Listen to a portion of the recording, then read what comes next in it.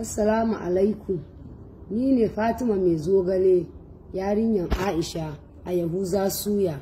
Wannan shine dalilin da yasa na fito nayi magana. Naji uwar gidana Aisha ta fito tana magana, na mata sharri bata kore ni ba. Wannan shine karo na biyu da muka samu matsala da Aisha. A cikin azumi mun samu matsala da Aisha, wani ya bani zannuwa guda biyu.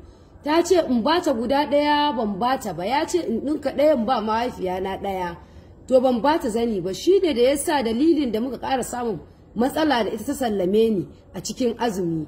Bayan azumi da ya wuce ba kasuwa, Fatima ki dawo ba kasuwa, kasuwa yayi ƙasa. Sai na ce mata to shikenan zan dawo. Sai na dawo.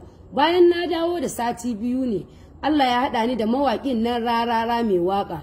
Dama na daɗe ina neman inda zan ga Rarara mai waƙa ban gansa ba. Sai ranar Allah ya haɗa ni da shi, sai Zogale na bashi cewa ni ne Fatima, in na daɗe ina neman ka, ina so inda zan Allah zai sada ni da fuskar ka in ganka, dan ina bibiyan waƙoƙin Rarara mai waƙa. Yace shine Rarara mai waƙa. A haka sakamakon haka ne na fito da Zogale zuwa kwana biyu sai na ji waka Fatima Mai Zogale, Fatima Mai Zogale. Ne godiya, ina murna dan ban da waya ma a lokacin, karamin waya ne ke hannuna, wani ya kunna min na ji ina godiya. Sai gashi a bayan an jima an zo za a yi foto na a wurin Zogale, za a je a dora Fatima Mai Zogale.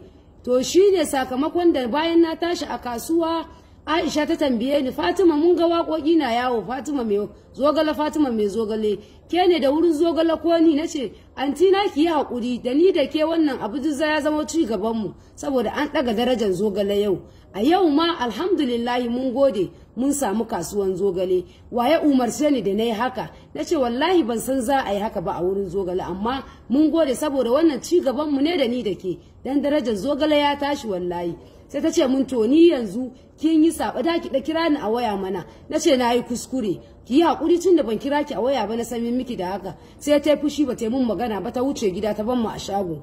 Bayan safiya ya waye ne ta zo da safe ta ce Fatima na sallame ki a wurin aiki, ki yi hakuri ki je gida. Nace dan Allah ki yi hakuri ki bani a wurin aikin nan. Sai na fara kuka.